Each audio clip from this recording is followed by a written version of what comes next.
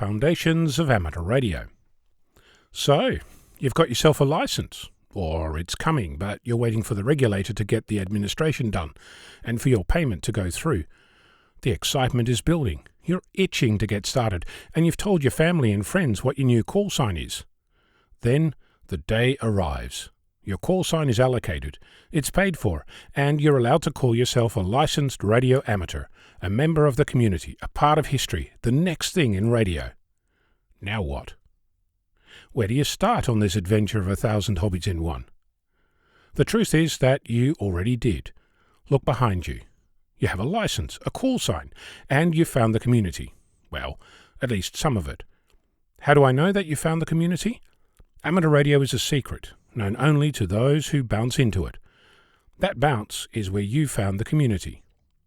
Like any community, you'll find people you like, and people you don't. People who share your interest, and people who are doing things that make your head explode.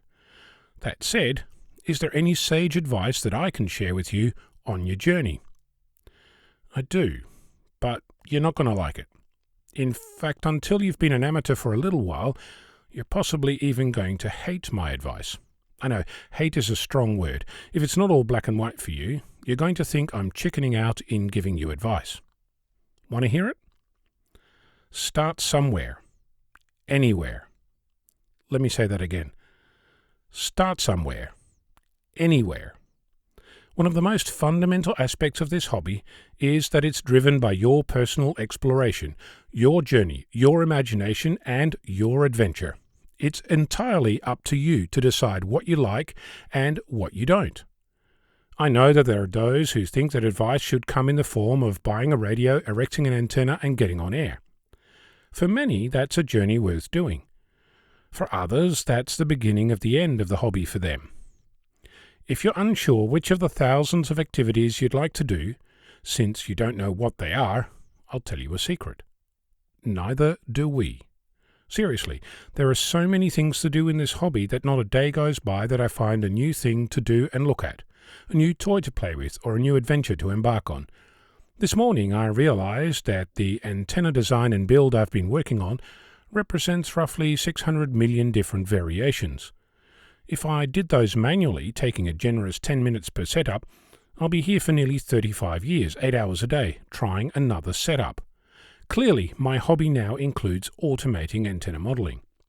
My point is that there are so many different aspects of life, the universe, and everything that intersect in some way with the hobby of amateur radio that there's bound to be several that you can think of right off the top of your head. You might immediately be dismissing them as foolish, but if we all did that, nothing would ever happen. If you're looking for ideas, that's a whole different thing. Of course, the nearest search engine is a possibility, but I do have to confess, it's a dog's breakfast. Another is to visit your local club and see what others are up to. You could watch YouTube videos or listen to podcasts or read articles. All these are options to get suggestions. Ultimately, the whole point of this hobby is that you embark on your own adventure, start your own journey down your own yellow brick road. If you think what you're proposing intersects with amateur radio, you're right. That's not to say there's no benefit to be had from engaging with others, far from it. Just that you are the chief architect of your destiny. You're in charge. So get to it. Go do something. Anything. While you're at it, document the adventure. One day you'll be glad you did. I'm Onno, Victor Kilo 6, Foxtrot Lima Alpha Bravo.